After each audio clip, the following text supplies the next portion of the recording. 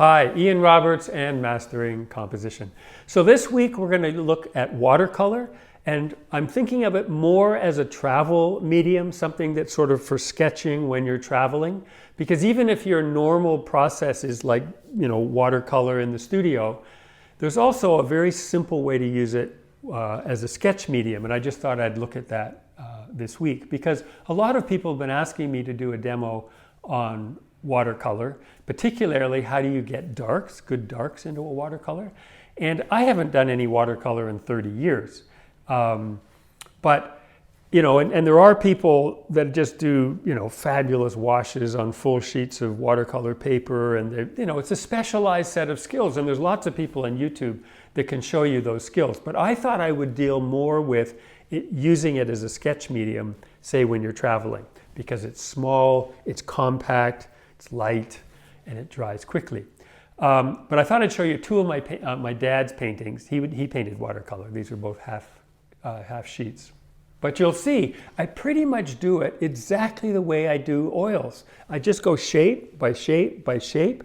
I test the color, I put it down. The sequence is a little different because you sort of err on the side of being a bit light before, really committing. And, you can't go light into dark and dark into light like you can in oil painting. If you've got a good dark coming into a light, you've got to carve it sort of as negative space. And you have to be particular about that particular point. But here was the palette I used, exactly the same colors that I use when I'm oil painting. I don't pay attention to like transparent colors and opaque colors and all the fancy things the two can do. I'm just using it as a sketch medium, say if I'm sort of pulling together some ideas, say if I'm traveling. You can get, this is a Winsor & Newton box that I've had for 40 years probably. I think my dad had one. They've probably been making them like this since World War II.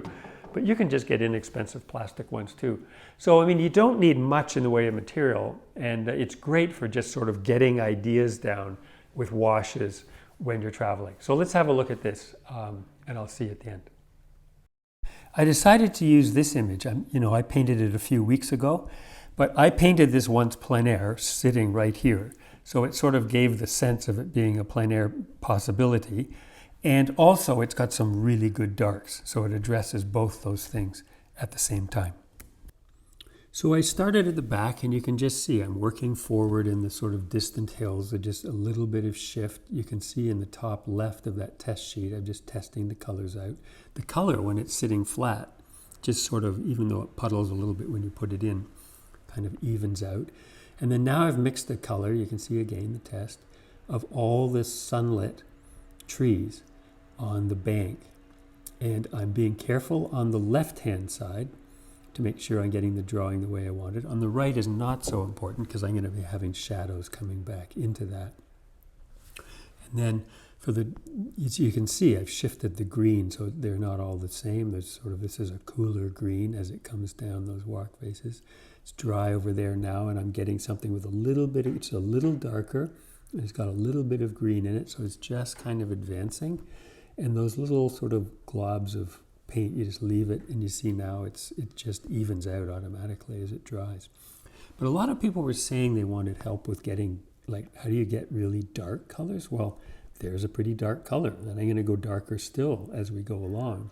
It just means mixing carefully, not carefully, but getting some really good color. This is alizarin and phthalo green and yellow ochre and blue, ultramarine blue, and it's getting a really good dent. Look at how dark this gets as it goes down into that shadow shape there. So you can get really good darks and dense darks. And down here, I'm going about as dark as I can because I'm not going to be putting out anything else into that. But then here is the foliage, not the foliage, with the bushes on the rock face. And this is really dark. But you can see in here, I've got to be really careful to draw the shape that I want the bush to be at the end because, there's no going back into this at this point.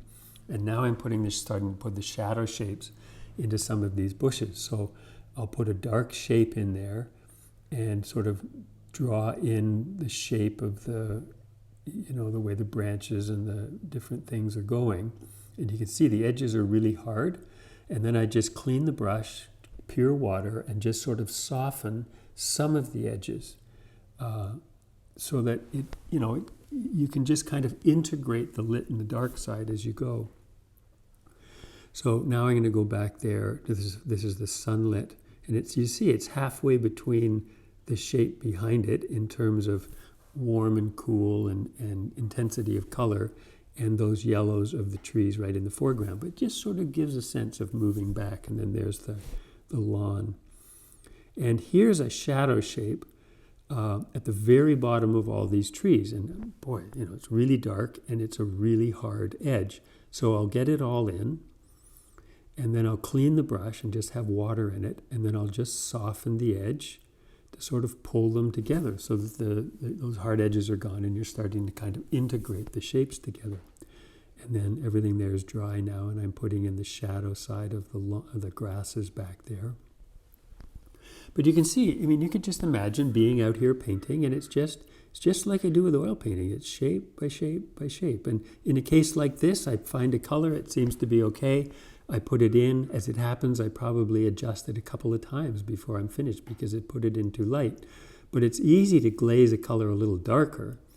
And the only reason I had to go darker is because I went too dark with the shadow. And there's the shadow side on the river caused by the cliff. You can see how dark that is. It's kind of a more purple red color because of that kind of ochre color of the water. So there's a clear distinction. It's about the same value, but it's a clearly different color. And then again, starting to form the shapes of the lit and the dark side of the trees. You just get a color that seems about right. You draw in a shape that'll sort of give the right sense, clean the brush, and come back in and just soften the edges of not everything, but enough so that it kind of integrates into a lit side and a dark side. And then there's the sunlit side of the water, and it's kind of it's just yellow ochre really. But again, coming in here on this line, I've got to be careful. That's got to be the shape that I want it to be in the end. But I'm not laying in any washes or anything. I just paint it, and I paint the whole shape. Most of them are quite small in this case, right? It's not like a half a sheet of watercolor paper. And I just keep going there. And they're just cheap brushes. See, put in the shadows, too dark. I've got to go darker here, but I've got that option. But I'm just using cheap synthetic brushes. This is a number 6, and I think they put the cliff in with a 3/8 inch. That's just a little bit of ochre to sort of pull that together. And then there it is. You could imagine doing a sketch, something like that, out there in nature, just putting in shape by shape by shape. And that would be pretty satisfying in terms of a sketch medium on a trip. And then I continued working on it because it's a studio painting. I just kept adjusting the colors and pulling everything together as a studio painting. This is the same painting. I just kept sort of pushing the edges and softening them and adjusting the colors and pulling it together. So it doesn't really look like a sketch anymore. It sort of looks more like a completed painting. So please do like that if you liked it, and please do subscribe.